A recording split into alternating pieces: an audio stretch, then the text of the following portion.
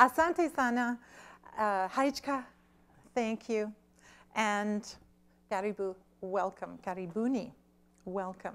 And Joshua was asking me earlier, why Karibuni? Karibu is welcome. Karibuni is welcome to many people. So today, I'm going to talk a little bit about my work in Africa. Before I do that, I want to just tell you a little bit about, hi, Karibu, Jambo, come on in, Dory. Last Wednesday, we had a presentation. It was the International World Day of Peace. And we had an amazing presentation by some of our students in human security and peace building. And I was really touched by their presentation, and I thought today I'd like to build on that a bit. And one of the pillars of peace is development, and that's what we try to do through Education Beyond Borders, which I'm a volunteer member of. So we'll look at an aspect that we hope will bring peace to the world, which is development. Another, and I think a component of peace is respect. And learning a little bit of somebody's language is a sign of respect. We share something in common. They can laugh at our pronunciation, right? I think you were laughing at my pronunciation of Swahili. And yeah. And by the way, the tribe is Swahili, but the language is Kiswahili. So the tribe would be Meru, and the language would be Kimeru. Right? The tribe would be Kikuyu, the language would be Kikikuyu.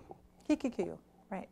So, and the tribe is Luo, the language is Kiluo. Okay, so now you know how to say, now you know a little bit. And actually, a lot of you know more Swahili than you would think.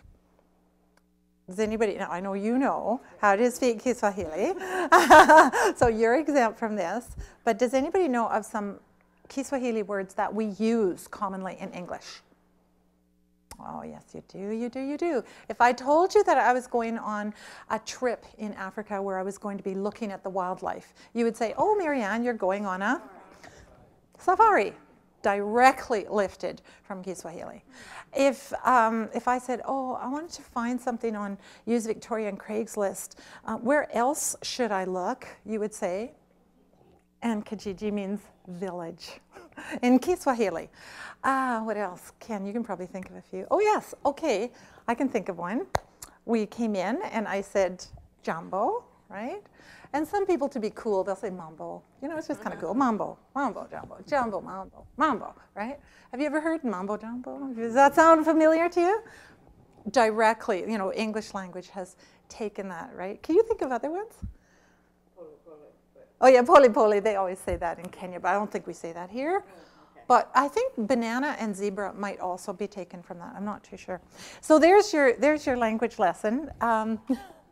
And there's the flag of Kenya. And I thought you should see the flag because they do really use those colors a lot in all their jewelry, and they just really believe in those colors, and there's a meaning for those colors too. Karibu, come on in, Jambo. Today what I want to do is just talk for about 45 minutes. I'll tell you a little bit about my work in Africa, starting with a little bit about Kenya itself, some of the culture, some of the artifacts, and some of the statistics about it. And I want to end at about 12:45. Colleen is going to give me the thumbs up when it's 12:45 so I don't go over, because some people may have a 1 o'clock meeting, but if you want to stay, you can by all means stay. Jambo, Karibu, come on in. We're just getting started. So I thought, just for the research ethics, these are all my own pictures, so I didn't need to get them copyrighted. And they are the people in the pictures all said they would love for Canadians to see their pictures. So I do have fully informed consent. Jambo, Karibu, come on in. One thing I thought was interesting about this picture is, can you see the difference? Like, our gender differences are quite different than when you go over to Kenya. So can you see what I mean by the gender differences over there? Some of the things that we would find would not be a gender difference are a gender difference over there. So let's say, who is wearing more jewelry, the men or the women? would you say? Probably the men, and I would say that that is often the case. The men wear a lot of jewelry. They, for example, they pierce their ears and have a, quite a large hole, and they'll put things, lots of jewelry in that hole, like a lot, and it dangles down. Some of them, it's big enough they can put their cell phone in there, and which, by the way, they do have cell phones because they skipped that whole wired technology, so they can't understand why you would have a landline, really. It doesn't quite, they don't quite get that, because it was from no telephone to a cell phone, no in between. Some of the tribes that I met, I've identified them there.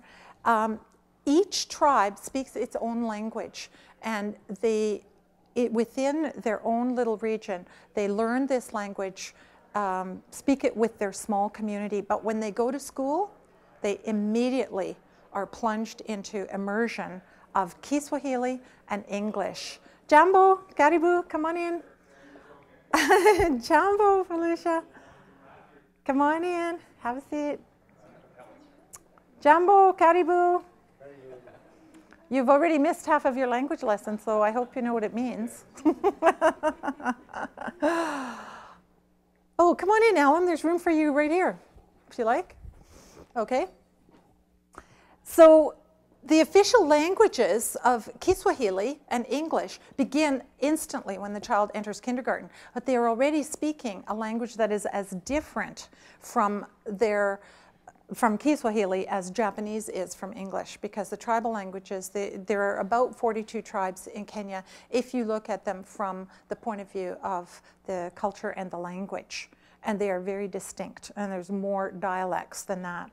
So these children instantly have to learn 2 new languages at the age of 3 or 4 or 5, whenever they start school.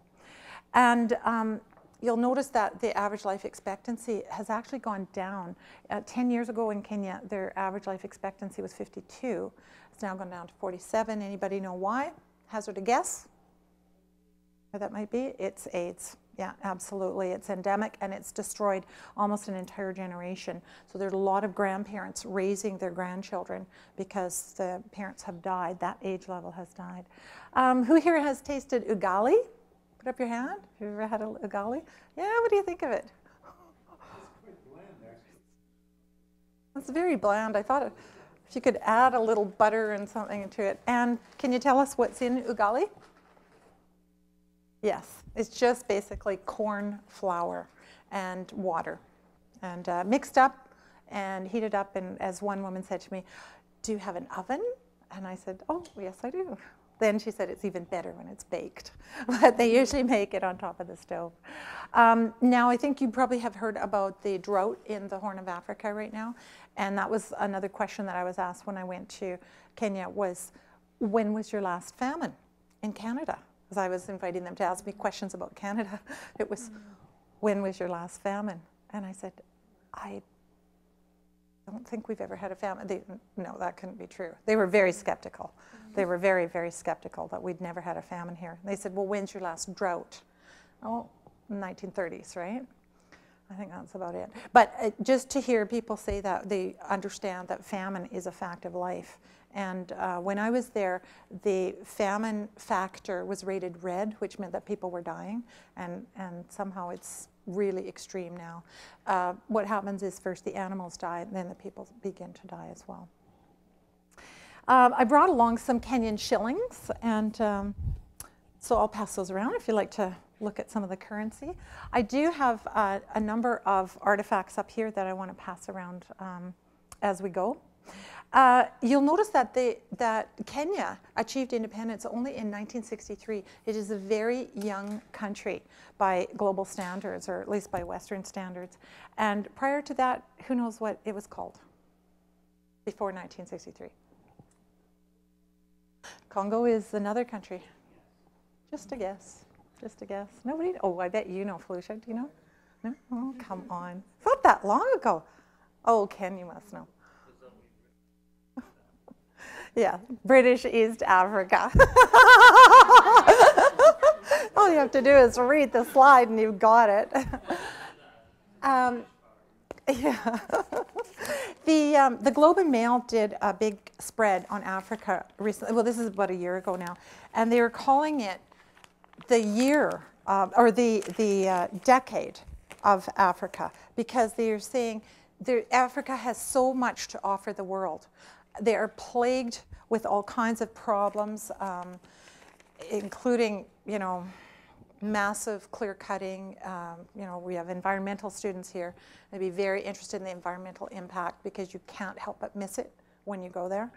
And many, many other problems. So I'll pass that around if anybody's interested in just scanning some of the headlines. But I do think that there's an amazing future for Africa if we can give them some help. And Royal Roads has an honorable tradition in helping these people, working with them, for, especially through human security and peace building, to support their efforts at independence and harmony and peace. People are usually interested in the wildlife, so I thought I would take some. Yes, they gave me their permission too, Colleen. They just said, take my picture. The wildlife is amazing. That's not what I went for, but I do find it pretty spectacular to see the animals in the wild, in their natural habitat. One of the things that many of the wildlife preserves are doing is they're working with the people on the margins of those preserves, because poaching has been a real problem in the past. And they've said, what do we need to do? How can we help you so that you don't need to poach these animals? And what they have said is, we need roads. Okay, fine, we will build you roads. If the government is unable or whatever, doesn't build you, we will build you roads. What else do you need? We need access to marketplaces. We will help you with that. So they're starting to work hand in hand with the villages, the communities outside of there, and they're having great success. They're now feeling that they need to protect. They're really taking a lot more interest and pride in their animals. We did watch lioness feeding, and saw the lion. And this chimpanzee is not native to Kenya, but when there were problems in Rwanda, Jane Goodall sent 34 chimps, orphaned chimps, to Kenya, and they're now in a sanctuary there. And the leopards, of course. In this picture, you can see Mount Kenya in the background. We were up in the Laikipia and Naivasha districts of Kenya. And then the hyenas, of course, and they're quite the scavengers. I wanted you to see that, and I don't know how well you can see that, but the markets are not what you would think. Like here in a marketplace, you usually would have a table, or, you know, if you want to go to a flea market, you're going to rent a table for $15 or something. But here, just spread your little blanket or piece of plastic on the ground, pile up your wares, and there you've got your instant market. Some of the carvers are amazingly talented. They work very hard, and they have beautiful carvings. I brought you, for example, one carving. This is a man named Simon, very talented. He didn't actually do this, but I wanted to show you that ebony grows in Africa, it grows in Kenya, and it is black on the inside and white on the outside. I don't know how the tree does that, but it does. Somehow manages to do that. And the reason I bought this block of uncarved wood is so you could see that this is actually the real thing. I mean, they have carved it, but they have just shined it up a little bit, but they haven't had to blacken the characters on the inside there. So I'll pass that around too. And the people who are doing this are working away very hard every day in their little homes. And this, for example, is Simon's office. This is the outside of this is where he does his work every day. And he's very proud of the work he does, and he is a master carver. But we wouldn't think of that in our society as being an office. But he's very proud of it, and he has a lock on it. Another thing that I found interesting is the traffic, because everything is very colorful over there. They do paint things in bright colors, And they use every mode of transportation that they can. Most people are quite geographically limited to their communities because they really can only go as far as they can walk or ride their bicycle. So that brings a strong sense of community, but also they are limited in how far they can go. But bicycles are no limitation. I mean, it is absolutely amazing. Some of the pictures I couldn't get, a guy taking his goats to market on the back of his bicycle. Live goats on the back of a bicycle, and I just couldn't get the picture out the window, but you can imagine. This fellow had shoes, like, I don't know how many, like maybe 60 shoes on the back of his bicycle. And they're able to do it. This person has got newspapers. I think that was just for recycling. Amazing. The bicycles are ubiquitous. And you can see in the background there too, and Alan, you'll be interested in the colors, the architecture. They love those bright and colorful colors. Do they do that in Tanzania as well? That kind of bright blues and yellows and so on. And of course, people pile into the back of a truck, and you know, I guess seatbelts are not necessary, I think. The water bottles, this woman with her child has got jugs of water. Those actually are empty, but she's going to fill them. And that is something that you see everywhere in Kenya, is the water holes. There's always a lineup at the water holes with people filling up every possible kind of container with water and then taking it around however they can manage to get it back to their home. This one I found was interesting because I cannot understand how they can control their animals so beautifully with only a stick. You will notice there is no bridle, there are no reins. How do these donkeys know when to go and when to stop? I don't quite get it, but they do. They are absolutely wonderful. And all he's got is a stick. And people do use a stick a lot. Everybody carries a stick with them. They're useful for so many things. They keep the small children in line. They just a gentle little. They use it for everything. And there's the cattle are grazing. They thought it was very odd when I told them that our cattle are enclosed. They actually only have a place that they can eat that is fenced off. And they thought that was very odd. Like, why would you do that to your cattle? Because their cattle graze, and then they come back at night, and then they graze again. And that's just the way it's done. Caribou, Jambo, come on in, sit down. And as you can see, I was quite interested. Well, there's an example of what I was talking about with the cattle. This is a Maasai, and they love their cattle, and they count their wealth by their cattle.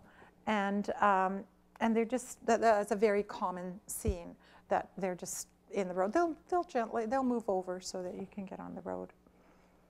And there's another one, a fellow taking his water back home, and he's doing that for the village. It's not just for his. They will buy a communal donkey and cart and then take everything back together. Now, any questions? Because you can feel free to interrupt. I don't have this scripted. Does anybody have any questions as we're going along? Well, I'll just speak up. I thought you might be interested in the food. So my favorite food was Mukamal. It's made out of pumpkin leaves, mostly pumpkin leaves, and a few vegetables. This was a typical dinner for us with Mukamal rice, carrots, and they had slaughtered a cow for us when we went there. This was at the Utumishi Boys Academy in Gilgil in the Naivasha district. And they slaughtered a cow, so we were quite happy to have it, but it was a bit grisly. I was very honored, but I was honored to have it. There's the ugali. Doesn't it look just like mashed potatoes? So you think you're going to have... Yeah, exactly. So it looks like mashed potatoes, but it doesn't taste like mashed potatoes. It doesn't quite have the flavor of mashed potatoes. The collard greens are very popular. Everybody they're almost like spinach. This is just an empty classroom because in Kenya, school goes year round. So they have 3 months on, a month off, 3 months on, a month off, like that. Often, though, the students stay at the school during the month off, and sometimes the teachers are asked by the Ministry of Education to stay with them, just to supervise them. Sometimes they for many reasons, they'll stay at school. For example, there may be domestic violence happening at home, or their family is very mobile and following the herds, and with the drought, they could be anywhere and they don't know where their family is. They can't find their family. So there's many reasons that they want to stay at school, and sometimes they'll just study for that month and kind of look after themselves almost. So we had empty classrooms, which is what we use for professional development for the teachers. But somehow word of mouth got around that these Mzungus were coming. Has anybody figured this out yet? I know you know what it means. Has anybody figured out what Mzungu means yet? I know you know. I know you know. It's a little joke. What is it? Yes, it's a white person. A foreigner is a Mzungu. So when I was there, I was a Mzungu, and I thought that was funny. So they heard that these Mzungus were in their region, and they came from many miles to see us and just to have their picture taken, to, you know, just, we were honoring them by being there. That's how they felt. And those are some children at Ndana, and very poor community where actually, when we got to Ndana, to this community, we were driving through miles and miles of what seemed like desert with tombstones. And finally, I asked the driver, can you just stop for a minute? Have you been to Ndana, by the way? No? Have you been to Ndana? You've been to Ndana. Did you go through that too? Those miles and miles of... Well, I thought, what are these little things all over the place? And we stopped, and they were tree stumps. It had previously been a forest. I absolutely couldn't believe it. And if you want to see the effects of deforestation, try going to Ndana. Miles and miles, hours and hours on just dust. But what was previously teak and hardwoods, I mean, amazing. But the people need it for firewood. I mean, you know, I'm not blaming them. But there was no thought to how long it would take and what would happen. What were the consequences? So that brings us to Education Beyond Borders. And the reason that I sit on the executive of this non-governmental organization and act as a volunteer with them, because they want to develop capacity in the teachers' leadership capacity, and also they want to give them a sense of pride and a sense that what they're doing is useful. Teaching is a very poorly paid profession. Two of the young men that I was working with were planning to leave teaching and go into the military because they would have more credibility, better pay, better holidays, everything better than being a teacher. And some of the teachers are quite burned out. The maximum class size is supposed to be 50 students in the elementary levels, and the teacher said to me, oh, what I could do with 50 students. They've got 86, they've got 120. They say, thank heavens not all of them come at the same time, because they're really crowded in there. So if you look at educators, and I'm talking about K-12 now, there are about 59 million educators worldwide, and by helping there are colleagues in developing countries, I think that we can make a difference to everyone. I mean, this is what it will take to bring that harmony, that respect, and that peace, I think, to our world. Some of the teachers in Kenya are what are called untrained teachers, and I actually have a friend who is an untrained teacher. His name is Nelson Miriyuki, and Nelson graduated from high school, and then a month later was teaching grade 4 with that's what they mean by untrained teacher, no training. But he said he was teaching with people who had dropped out in grade 10 or grade 11, and they were teaching in the elementary school and the primary school. So that's what we mean by, and when we went in and we said, you know, are you interested in some professional development for us to work with you? They said, well, what is that? What is professional development? What does that mean? What could we possibly do? And so it was a whole learning curve, and to see the smiles and the look in their eyes when they began to see, oh, we can group our kids into groups, and then instead of having 86 individuals, I can have 10 groups of 8 each, and that would make it so much easier for me.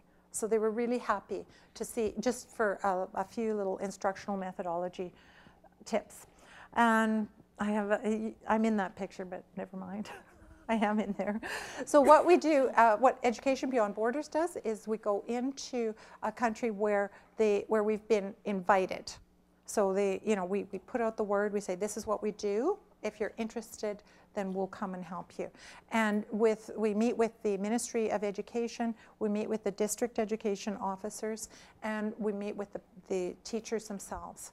And so the funds that are donated to Education Beyond Borders go to the teachers to provide supplies for them and to provide their living accommodation. When they come for a week, and they have to stay in the accommodation, so that pays for their living allowance, like their food and so on, while they're there.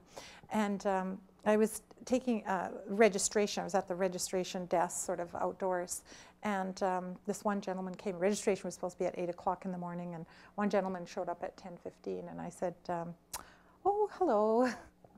We are inside. I said, where have you come from?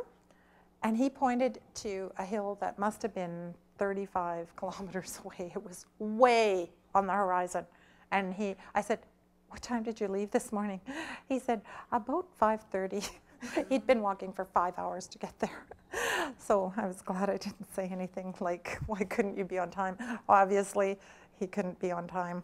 And just a tiny little overnight bag, like a duffel bag for a week, to spend a week there. Amazing. And they really take pride in staying clean and well kept and a professional appearance at all times, despite no running water, inability to, no laundry facilities or anything. They always look wonderfully clean. So what we do is we go in the first year and we ask, what are your needs? How can we help you? Here's what we have to offer. What are you up against here? Tell us your challenges. And we work in small groups because all the time we're trying to model the kinds of learning activities that we want them to take away with them and implement back in the classroom. And then we start doing a bit of the professional development. The next year, we try to get them co-facilitating the training. So we invite them to get up and actually facilitate with us so that they get a feel for that facilitation. We also get them to create professional learning communities. So they go back and they have an actual group of people that they then will promise to stay in touch and that they will then share with their own their colleagues. Jambo, Doug, Caribou.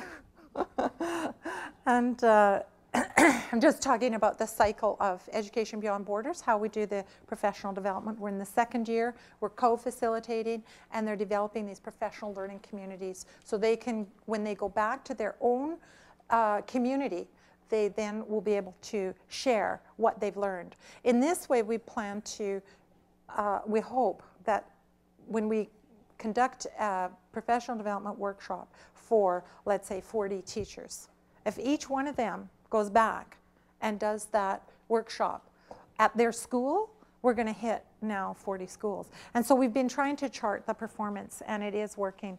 In the third year, we get the African teachers to take the lead, and then we'll just help them and co-facilitate. And by then they're starting to get a bit more of a feel for it. We keep in touch with them, over the course of the year. We communicate, the first thing we do in the first year is encourage everybody to sign up for a free Hotmail account. Sometimes they have to walk into town, but there's internet cafes all over the place. And then we can communicate. We really have to have that link. And by the last year, which is going to be this following year, will be the fourth year of the cycle. They will be doing pretty much all of it themselves. So these are some pictures from the actual workshops, and these are showing what we're doing. It's exactly what you would expect from any kind of a workshop. Oh, welcome, Garibuni. Come on in, have a seat. And you can see that we use flip chart paper, we use all, everything that you would think of in a professional development workshop. One thing that really struck me very profoundly was we were doing some photocopying. We had bought reams of photocopy paper. You know how it comes in a piece of paper that's printed on one side and you kind of rip it open and throw that in the garbage and then you got all your nice clean paper? Sorry? Yeah, well, so we were doing that, and we had this wastebasket that had all this paper in it. And I happened to go back in the room a little while later, and two of the teachers were going through it, and they were just ironing out the creases and nicely folding it. And I said, I'm so sorry. Let me help you. It's really embarrassing when we think of how we will recycle that, but we won't reuse it. We wouldn't consider using that paper in our day-to-day life. That's just goes straight into the recycling. But they need it. And their notebooks, I wish I had taken a picture of somebody's notebook, because every line is written on front and back of the page, and very small printing, handwriting. The children really use every bit of space that they have. So what we're trying to do, as I said, these teachers are mostly untrained teachers. So what they think is teaching is just standing up in front of children and drilling things into them. That's the way they learned, and that's how they think that people learn. Similar to what we're doing right now in a sort of a lecture style, but with no, like they might have a blackboard and they might not. So there wouldn't be any visuals along with it. So for them to understand the concept of experiential learning, active, engaged learners is extremely, it's hard for them to grasp how they would do that in their classrooms. Once they get it, it's away to the races. They're like any professional. They're like anybody who's smart and dedicated to their jobs. They do a great job of it. But it just isn't, it just needs to be introduced to them. Basically, that's all. We also want to alleviate teacher anxiety in using computers. As I said, most of them don't have an internet or like an email account, and that's critical for staying in touch. There was a man that I met, his name was Bernard actually, and he was 42 years old, and he had been a teacher ever since he was about 18, and he was so happy. He said, today I touched a computer for the first time. Touched it. And this was so meaningful. Like he had this glow about him, this pride that he had been able to do that. So you can see it's a bit of a jump then to expect him to go and sign up for a Hotmail account and so on. So we have to get them so they're not anxious about technology, and so that they understand this is going to benefit them and their learners. And they do want it. It's just a bit difficult. So this was, I took a picture of some of the challenges that were facing the teachers. Some of them are similar to us, but there's a lot of, for example, only about 10% of the students will do their homework because they don't have electricity. And so as soon as it's dark, these little kerosene lamps really do not shed much light. It's hard for them to do that. And also, especially for the girls, when they get home, they're expected to do the chores. They are, they've been allowed to go to school. Now that you're home, put those books away. It's time for you now to start doing the chores around the house, and it's not easy for them to do. So homework is one thing. One of the things I suggested to them is that the students could use their time. They might suggest to their students, they walk many, many miles every day. Many of them will walk an hour and a half to school and an hour and a half back. And I said they could use that time to work with each other, like their own little professional learning community. The students themselves could do that. And they thought that was a good idea, so they may be doing that now. Some of the students have to stay at school because they live too far. Like their home is very, very remote. And so most of the schools that we were at, we were in the rural regions, they have to have overnight abilities for the kids to spend the night there, because it would be maybe 4 or 5 hours of walking. They wouldn't be able to find their way back home after school. So, and their parents move around because they're very nomadic. They're following the herds. Doug? Marianne, I'm wondering if you can comment on the 15th challenge. Lack of adequate forms of expression. There's very little, well, there's no technology in the schools. There's a blackboard, and some of the students don't have any writing tablets or anything like that. There's maybe one book for every 8 students to share. So that, I think that's what they mean, is that there's not, they don't have the ability to express themselves even in writing sometimes. It's all oral, which is okay. You know, it's a great tradition, but they feel that they need more than that. Does that make sense? One thing that I did notice, though, because my specialty is secondary education, and the students have no trouble sharing. As I said, there's maybe one book for every 8 students. There's no trouble. Like, they don't mind at all. It's absolutely something that, you know, you just pass it on.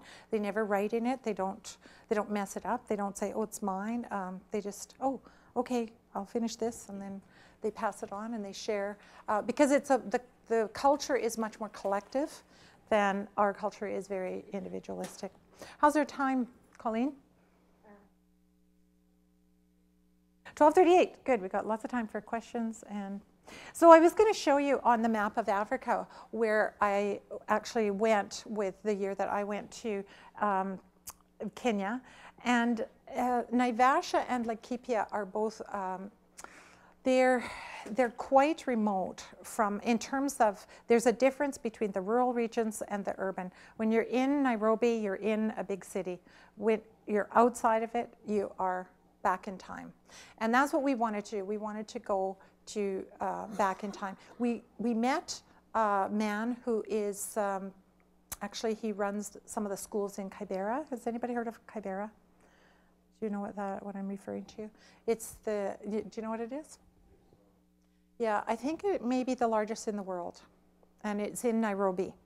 And that has its own challenges and difficulties, and we didn't go into Kibera. So I'm just putting that out there because we didn't do the urban stuff. We were in the rural regions.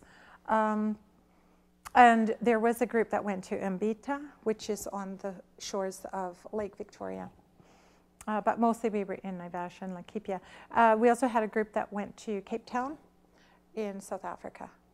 So those are 4-year cycles. So in each of those communities, we have teachers who have now formed professional learning communities who are now working with their colleagues to share ideas that we've supported them with.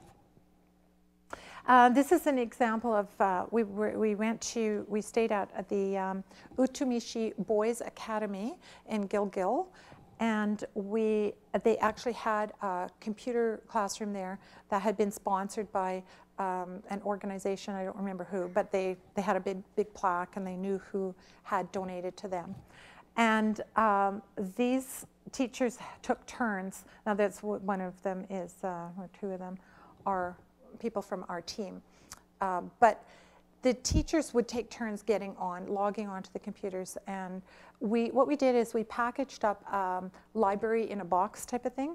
So because they didn't have internet connection.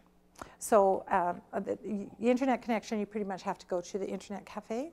So we took little, like, I don't know, CDs or something, and we gave them it's all these various sites. We copied them onto there so that they could actually get a feel for how to navigate around the internet and how to use the computer, because it's quite unusual. Like if you've only ever used a blackboard sparingly, moving to a computer is a big step. But they're so happy. You can see in the lower left-hand corner how they dance. I mean, the people really do. If you were here a bit earlier, you would have heard the music. As soon as you put any music on, the people start dancing and swaying, and they're very, very joyful and very active. Jambo, GB, Caribou. So the PLC is how we refer to the professional learning communities. And we tried to have it online as well. This is why we need to have our connection, our internet connection with them. We need them to have, be able to join us and talk to us about what's working and what's not working. So you can go to the Education Beyond Borders site and you can join up and you can see who's a member, what, you know, it's like Facebook or any other kind of social networking site. You can see what people want you to see, and you can meet people from other countries. It's mostly Kenya, but we are having, I noticed some people from India are starting to get on this site as well. And the beauty of that is that if you have a teenager or somebody who's in school, you can connect with a school over in Kenya as well, with their teacher.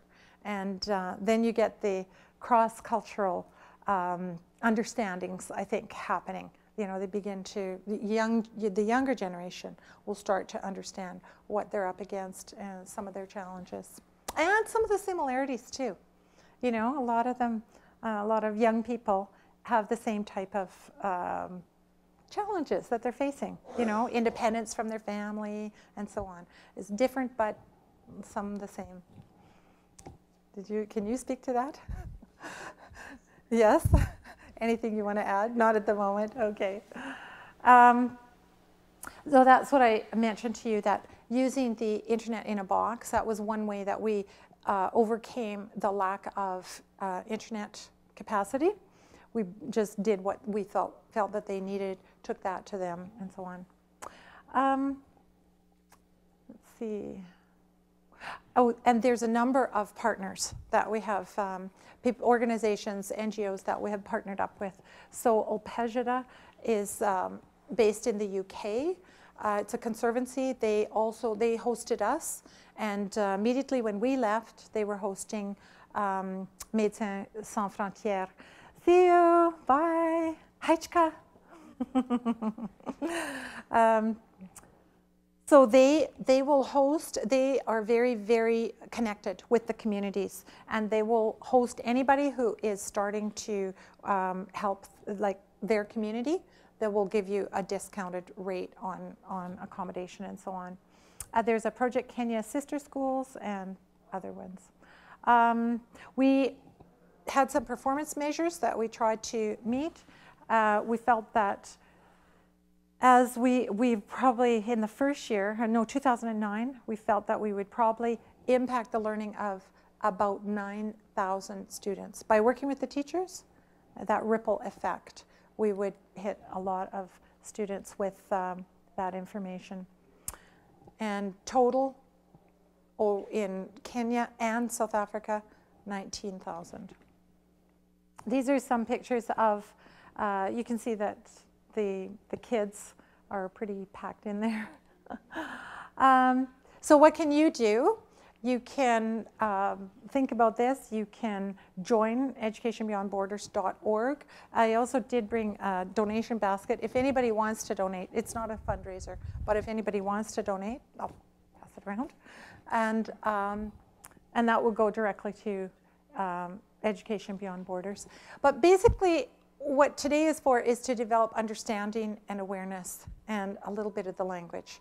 So how do we say hello in Kiswahili? Everybody remember? Jambo, Jambo, and they usually shake hands. And welcome, Karibu, Karibu, right. Okay, well, thank you very much. It's 1:45. I got the high sign from Colleen.